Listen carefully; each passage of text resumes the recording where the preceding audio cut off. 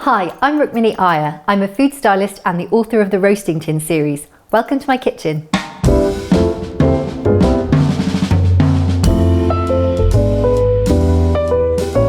I got into food styling after working as a lawyer for a few years, and I found that all I wanted to do was cook when I got home, and I started arranging the food beautifully and learning to photograph it, and it kind of went from there. A food stylist is the person who cooks and arranges the food whenever you see food in cookbooks, magazines, on billboards, on television, in films, really cooking as you would at home, but just with an eye to letting you see how beautiful the dish is going to be. So, this is my styling kit. Well, some of it anyway. I like to keep most things organised in this case. I've got a sugar thermometer here in case you're doing caramel making, 2 different sizes of icing bag, different size nozzles, about 15 of these fantastic Sugar Flair food colouring kits, a selection of brushes of different sizes because you never know what you might need to brush with a little bit of water or oil.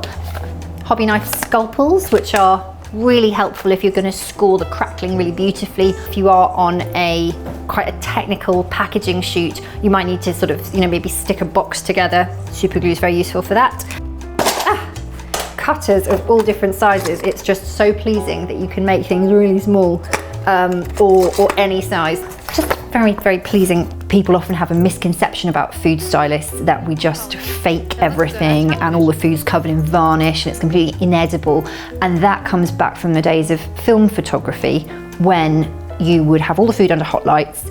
You can't see it as you go along. Everything's just sitting there for hours and you can't see it until you get your film processed.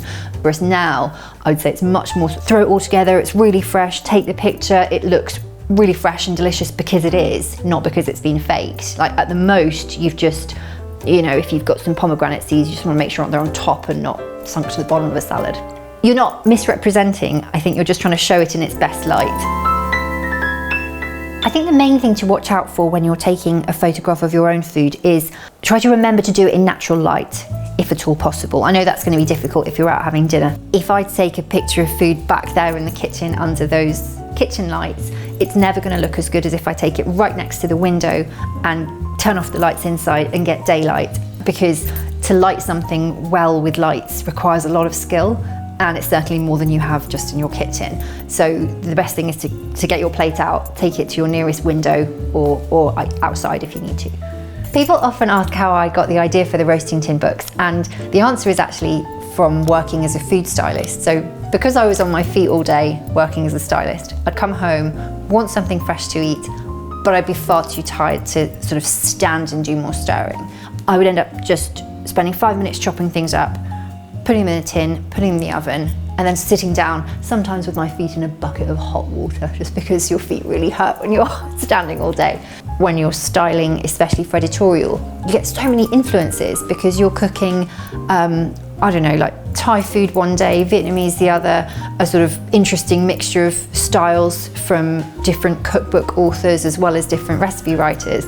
You come home sort of buzzing with ideas for new combinations based on picking really random disparate elements together. Who gets to work on 6 cookbooks a year? You learn so much so intensively, and it's really nice to be able to turn that around to, well, here's a really easy version, but based on all the kind of fun things I learn at work. I've always had a very strong sense of how I wanted the books to look, with a sort of overhead with tins and coloured background. And I love that idea that you could open the book, see exactly how it looks as an overhead, and think, well, that's what it's going to look when I put it on my table as well. So things I've learned from food styling I can bring to the books, and vice versa. It's all about taste and flavour, but really visually those things all work together.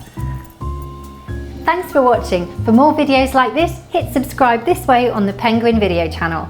And if you'd like to buy a copy of my new book, The Roasting Tin Around the World, you can click below for a link to buy.